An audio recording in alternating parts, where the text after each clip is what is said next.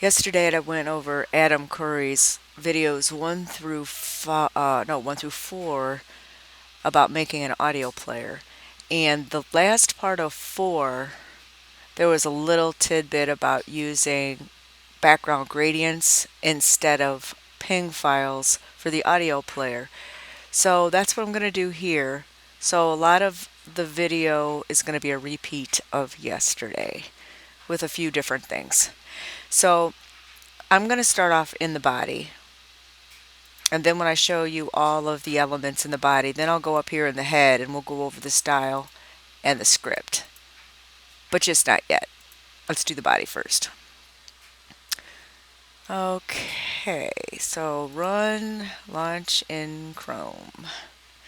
I don't need this. Okay, here we go.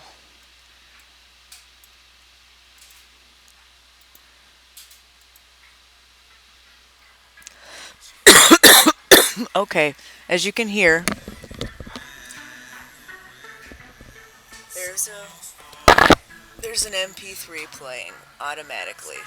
And if I click this, it goes straight to pause. If I click it again, it plays. If I pause it again, you notice the number here on the left-hand side stops when it pauses, and the number on the right here is the actual duration of the MP3 player. If I play it again, you see that number is changing, and if I click this over here, it actually mutes the sound even though the MP3 continues to play. So I can take this mute off, and this volume slider works just fine. It starts off on 100%, and then you can slide it down as you want. Okay, so you see the functionality. And I let you hear the MP3 actually function. So let's discuss the elements in the body here. Okay, here's our body tag. The first thing we've got here is div ID equals audio underscore player. Now that is going to be this actual entire rectangle here that has the background gradient that starts off at pink at the top and then it ends up at black at the bottom. So that's what the div ID audio player is going to get a style. So when we get up to the CSS and you see that I have pound audio underscore player, the style is going to show us how to do that background gradient. It's also going to show us that we're going to round these corners, and the next thing that we're going to see is this right here. This is the image, this first speaker image here. I guess I can move this in just a little bit so you can get the full or a fuller image of the audio player. That's a little better. So image ID equals left, source equals images / pinkspeakers.ping.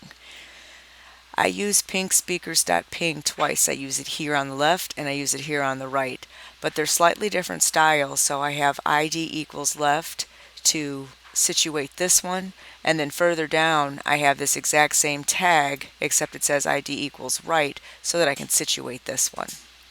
So after this first speaker, we have this tag that says div ID equals audio underscore controls.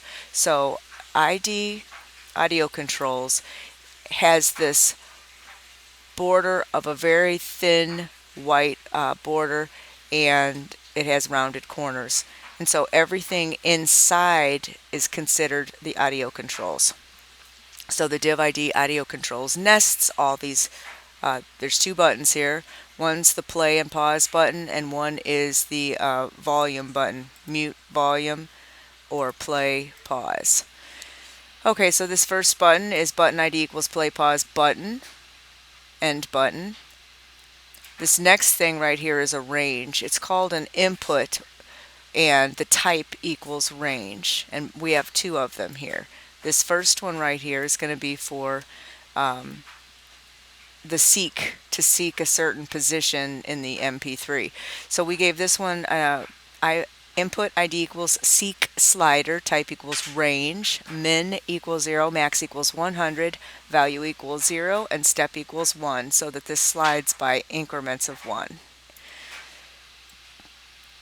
The next thing we have is here in the center.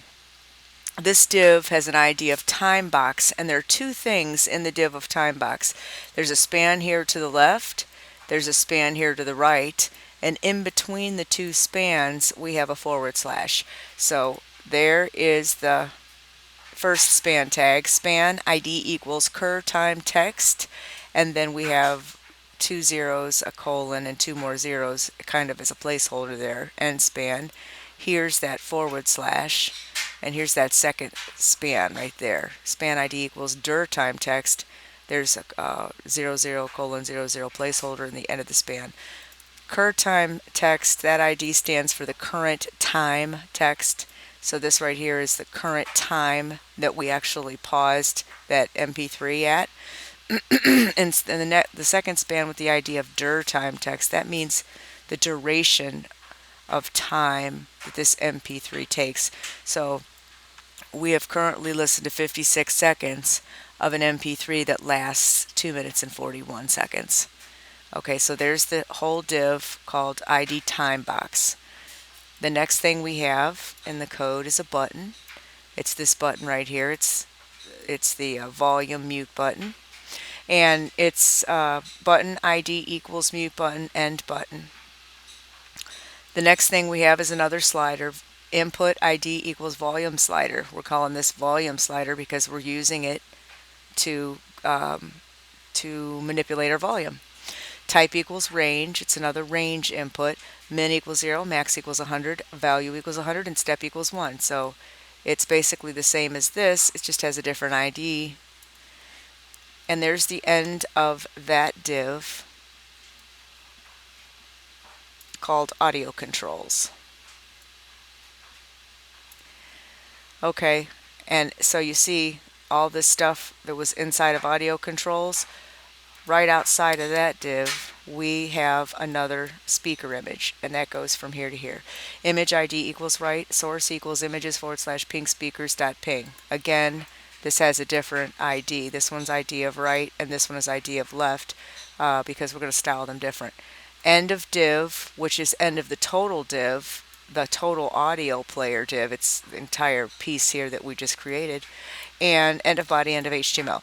So that's all of the elements that we have in the body of this web page. So I can close this body up, and we're done with that part. Let's open up the head, and before we get into the style, let's go over the first few lines. You've got your doc type declaration, your opening HTML tag, your opening head tag, your meta char set equals UTF-8. So you see those pairs that are all lit up in purple. Okay, so let's open up the style. Now let's see how we styled these things that I just introduced to you. We have a body here, and inside the curly braces, it has a background of #999, which is giving us this light gray color, a padding of 0 pixels, and a margin of 0 auto. The next thing we have, div pound audio player. Remember I told you this whole thing right here, the entire audio player, is created in this div called ID audio underscore player. So that entire entity gets all this. Background color pink, background linear gradient pink, comma, #000. So it starts up at pink and it ends up at black. Border radius is 10 pixels, width is 80%, margin is 0 auto, height is 100 pixels, min width is 550 pixels, and padding is 5 pixels. The next thing we have is the div with the ID audio controls, which again I told you it's this white border here in the middle and all of the stuff inside. So that has a border radius of 10 pixels, a margin of 0 auto, a width of 350 pixels, a border of thin white solid, a height of 40 pixels, and a padding top of 55 pixels. That padding top up here at 55 pixels helps push all these controls further down. If I didn't have the padding top of 55 pixels, this whole row of controls would bounce way up here at the top, and I didn't want that. The next thing we have in the div ID audio controls, we've got two buttons. This button that's the play and pause button, and this button that is the volume and mute button. So both of those buttons that are inside the div with the ID of audio controls are going to share these styles. Border 5 pixels violet outset, height 30 pixels, width 30 pixels, cursor pointer, outline none, and float left. Also inside of that div, with the idea of audio controls, we have input. So you have the greater than sign input. This slider is an input. It's a slider with a type of range, and this slider is also a type of range. So they're called input tags. And both this one and this one share these styles. Outline none, float left, height 20 pixels, and width 20%.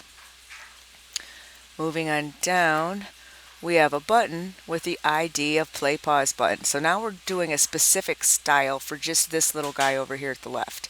And he has a background URL of images / pause dot ping no repeat. So when this first starts, you see the pause button. So, and you also hear the MP3 playing. So if you want to pause it, you push the pause button. And if you want to play it, you push the play button again. Okay, then we go down here to button with the ID of mute button. So of course, you know, this is what we're going to end up messing with, this one right here. So the default image for that, for the button with the ID of mute button, is background URL images / speaker dot ping no repeat. So when this first starts, you see the speaker and the pause button. Push the pause button, push the speaker to mute it. And you toggle back and forth with either of them. And the JavaScript is what gives us the toggle. All right. The input with the ID of seek slider, which is this one, which takes us to a certain spot on the MP3. And then the input with the ID of volume slider, which is this one right here that raises and lowers our volume. Those two things share these styles. Background color, #222, which is very close to black. Border 5 pixels of violet outset. Now the little space in here that has these two spans, that's the div with the ID of time box. This div with the ID of time box in the center has all of this. It's got a float of left, a width of 120 pixels, a background of #000, which is black, a border of 5 pixels violet outset, a text align of center, a color of pink, a font family of Arial, Helvetica, sans serif, and a font size of 15 pixels, a height of 20 pixels, and a padding top of 1 pixel. Now we're going to get into some browser-specific code. Here you have something called input type equals range. So we're dealing with these inputs of type range, both of them. And inside the curly brace you have -webkit -appearance none !important. Well, that first line of code right there is referring to Chrome. And we are already in Chrome, so that'll be fine.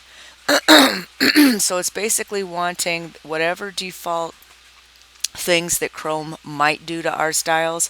It wants us to basically erase their version of our styles by giving us this WebKit appearance none !important, and then we give what we want it to do. Margin 0 pixels, padding 0 pixels, background #000, which again is black, and height 13 pixels.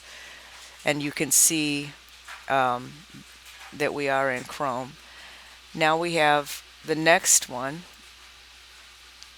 The next input type equals range is for MS Fill Lower. Now that's dealing with Microsoft Internet Explorer. And for MS Fill Lower, we have a background of yellow. And then this one, input type equals range, MS Fill Upper, a background of black. So I'm going to highlight both of these because they're two different styles, and I'll show you what the yellow and the black is referring to. I'm going to close out of this because I don't want to run too much and bog the machine down. I'm going to launch an Internet Explorer. Hopefully this won't take too long to turn on. Allow the content. Okay, side by side. Okay. The background yellow is what it says MS Fill Lower. It's the lower is like the beginning, like the lower end of the volume and the lower end of the MP3 as it first starts. So that's yellow. And then the MS fill upper background black is the right hand side of this little green dial looking thing, which is called a thumb. Alrighty, so those two things did the left and the right hand side of our slider, and that's specifically for Internet Explorer. Then we've got this style, input type equals range, Moz range track, border none, background yellow. Moz range track is referring to Mozilla Firefox. So let's close out of this, hit run in Firefox.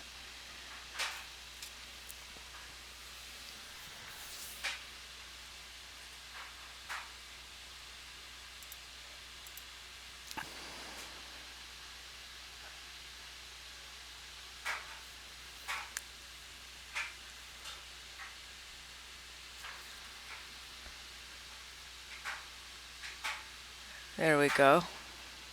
Now I always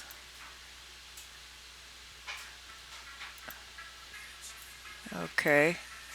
There's the hit the pause button.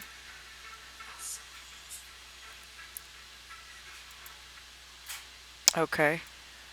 And this is what the display looks like in Firefox. And the Moz range track, border none, background yellow. It's this line that our little gem or our little slider is actually sliding over top of. That's what that refers to. Okay, the next one, input type equals range, WebKit slider thumb. WebKit is referring to Chrome again. And I really don't like to have too many things on because my machine gets sluggish quick. But I'm going to try to minimize this because I see we have another Moz right here next. So hopefully I can minimize this and run this and launch in Chrome just to go over this and then toggle back and forth between the two browsers.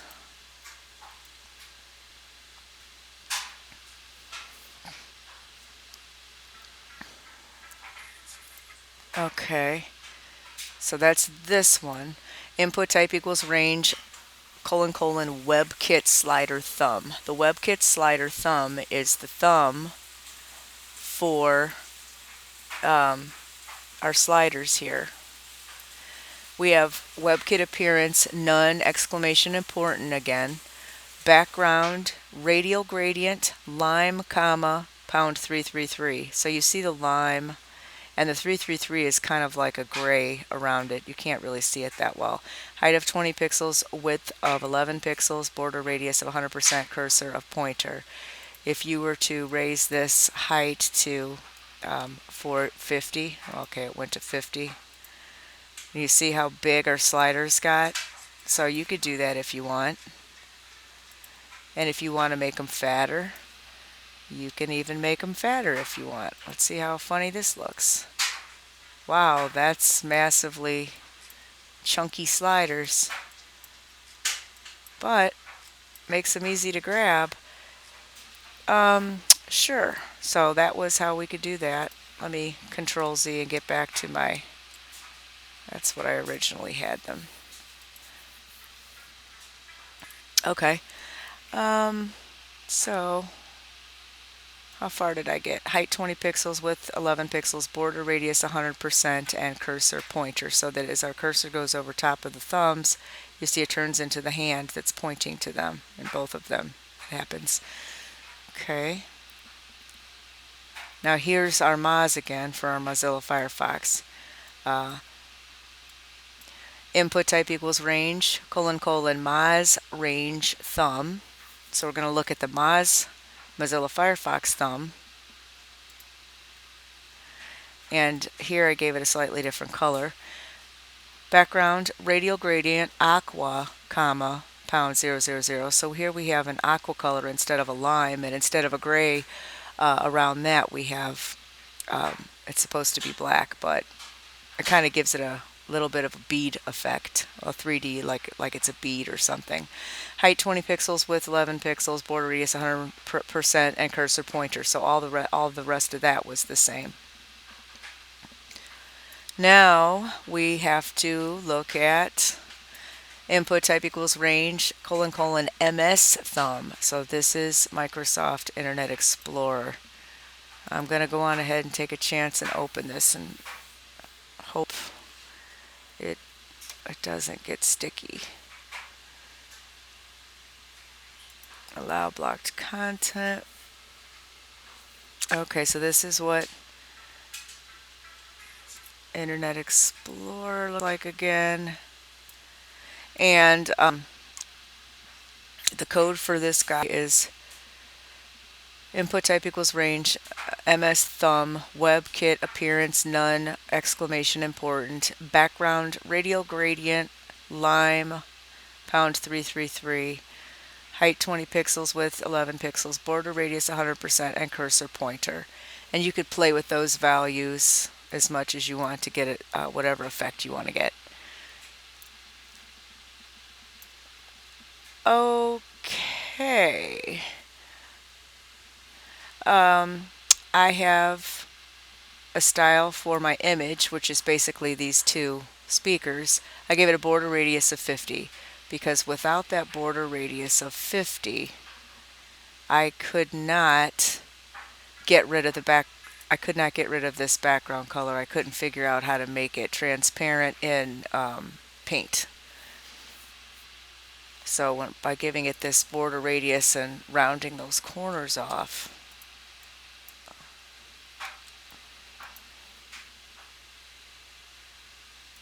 it kind of gave me the effect I was looking for anyway. Okay, and last but not least, we have the image with the ID of left so that we can style and place this speaker. And it's got a height of 100 pixels and a float of left. And then finally we have this one, image with the ID of right, referring to this image. It's got a height of 100 pixels, a position of relative, a float of right, and a top of negative 96 pixels. If I did not hit position relative, because I thought you wouldn't have to, I thought position relative was the default, but without position relative specified, I lose it down here.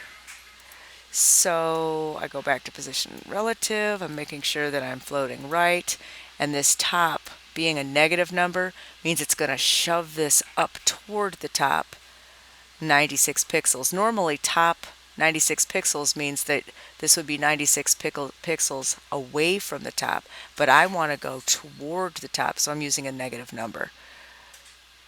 So that brings me up there. Okay, so there's the end of the style. So we went over all of the elements and all of the styles. Let's close up the styles. And last but not least, let's check out the scripts. I'll try to go through this fast. This first section right here is creating all the variables that we need for our code. Var audio, comma play button, comma mute button, comma seek slider, comma volume slider, comma seeking equals false, comma seek to, comma cur time text, and comma dir time text. The next thing we have is a very long function, but it's got tons and tons of things going on. It starts at line 116 and it's called function init audio player. So it's basically initializing the audio player, but there's a lot of things that it's going to do. So it goes all the way from line 160, and I've got this opening curly brace highlighted in red, and I'll go all the way down till I find the other red one, the closing curly brace, which is right here. This ends that function, so it ends at line 258. And then the very last little section before the end of the script says window.add event listener, and in parentheses you have load, so that's the load event, comma init audio player. So here we want the window to load everything in this init audio player function, which I'm getting ready to read that whole function right now.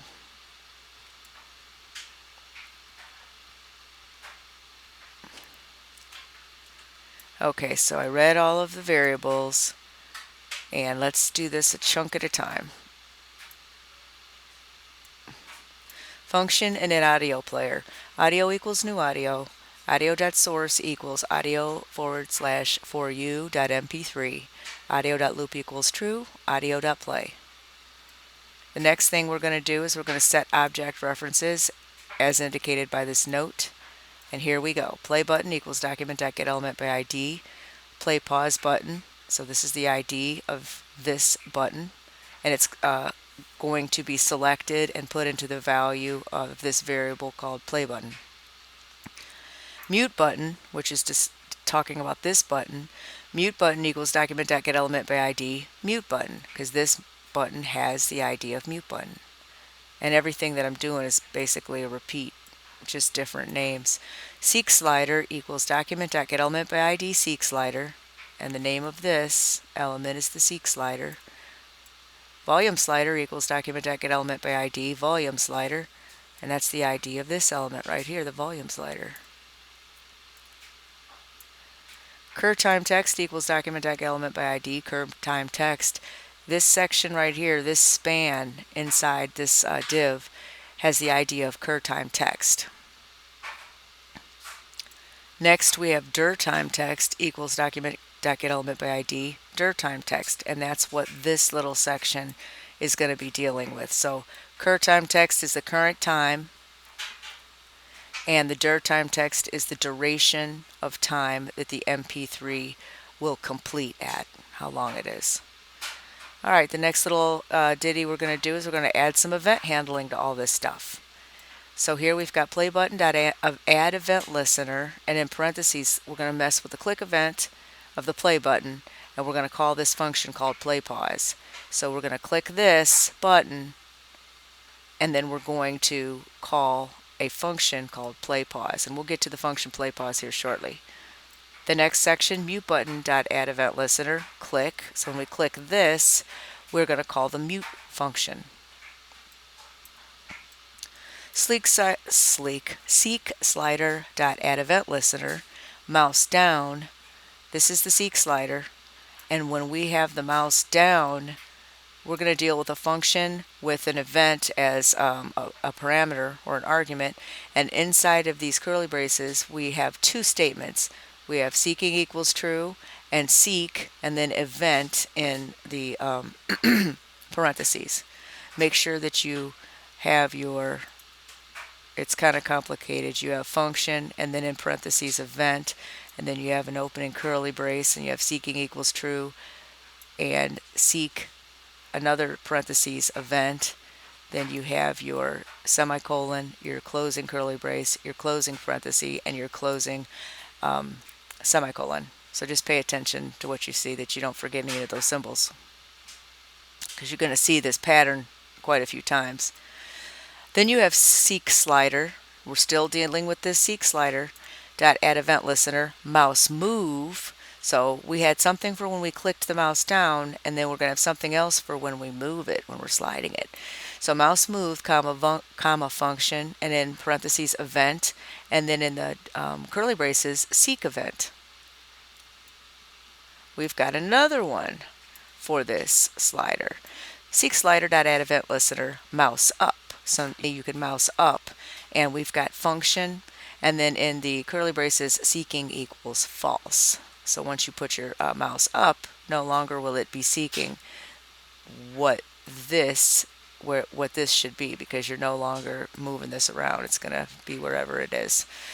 Alright, then we have volume slider. So now we're dealing with this guy over here. Volume slider.add event listener, mouse move, comma set volume. So when we move this mouse, we're going to be calling a function called set volume that will apply to wherever we're moving the mouse.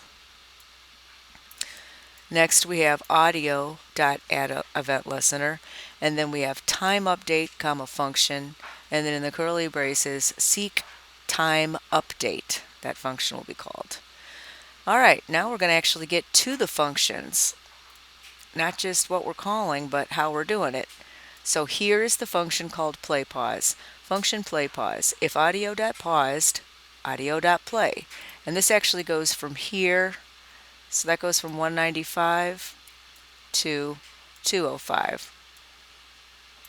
So let me just highlight this as I go. Function play pause if audio.paused, audio.play, and then play button.style.background equals URL images / pause.ping, no repeat.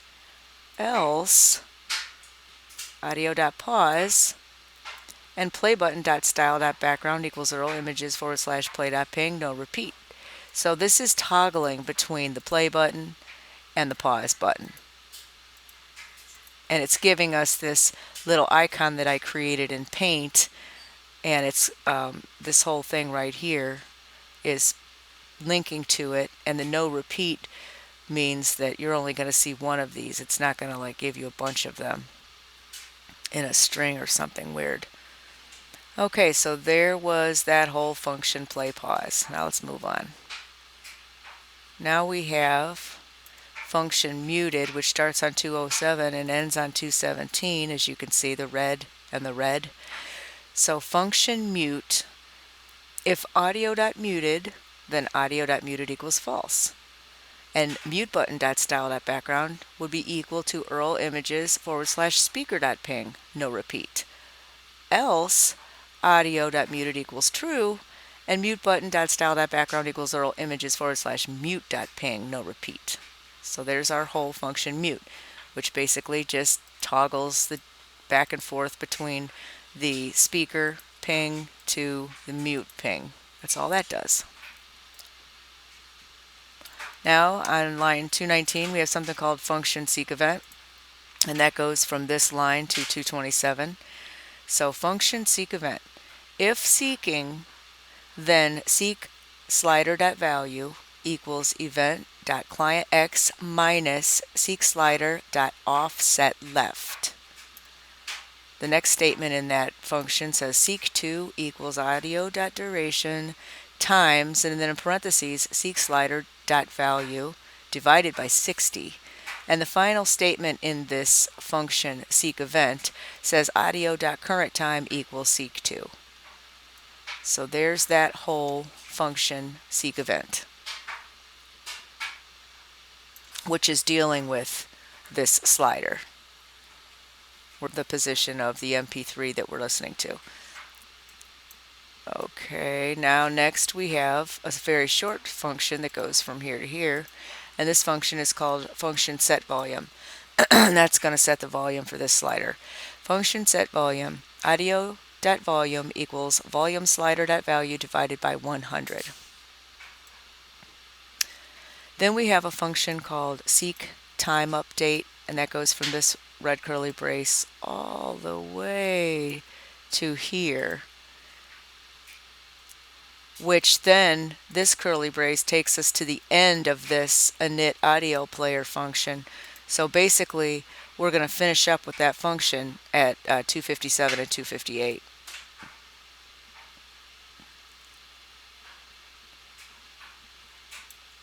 Alright, and this is where it starts. Function seek time update. var nt equals audio.currentTime times, and then in parentheses 100 divided by audio.duration. The next statement of this function is seek slider.value equals nt for new time. The next statement says var curmins equals math.floor, and in parentheses audio.currentTime divided by 60, and curmins represents current minutes, and that's talking about on this side. Next we have var cursex equals math.floor, and in parentheses audio.currentTime minus curmins times 60. So actually this part is dealing with the current minutes, which is dealing with this, and then this part is dealing with the current seconds, which this is dealing with. Next, we're going to deal with the minutes of the duration and the seconds of the duration. So var dur mins equals math.floor, and in parentheses audio.duration divided by 60. So that's the minutes duration. And then var dur sex equals math.floor, audio.duration minus dur mins times 60. So that one is giving us our seconds here, the seconds of duration. Then we have 4 if conditions.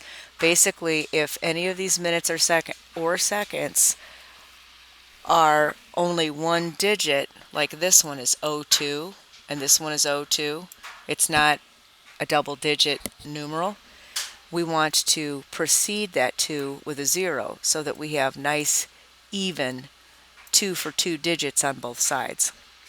So if cursex is less than 10, then cursex is equal to 0 plus cursex. So that's just showing you that we're tacking a 0 in front of whatever the current seconds are if it's less than 10. The next statement does the exact same thing except with the duration seconds. If dir sex is less than 10, then dir sex equals 0 plus dir sex. The third one, if cur mins for current minutes is less than 10, then cur mins is equal to 0 plus cur mins. So we'll tack a 0 onto that. And lastly, if dir minutes, the duration of minutes, is less than 10, then dir mins equals 0 plus dir mins. Okay, so that's these 4 statements just all did the same thing for each one of these possible values so that we end up with double digits in each one. All right, we're almost done. The cur time text.enter.html equals the cur mins plus a colon plus the cur seconds. And so that's basically taking this section right here, and it's that span with the ID of cur time text, and it's putting the value of current minutes, colon, and current seconds right there. And this one is doing the same thing for this section. The dir time text.enter.html is equal to dir mins plus a colon plus dir sex. There's the end of that, and there's the end of that, and this is the last statement that I read already. Window.add event listener, load, comma, init audio player, end script, end head. So I've done everything in the body. Then I came in the head and I did everything in the style tag. And then right before the end of the head, I did everything in the script tag that does all the functionality. So basically, the more that you practice these things, even if some videos are repetitive, the more you practice, the more stuff starts sinking in, and the clearer it becomes, and it makes overall programming a little easier when you start to understand what you're looking at.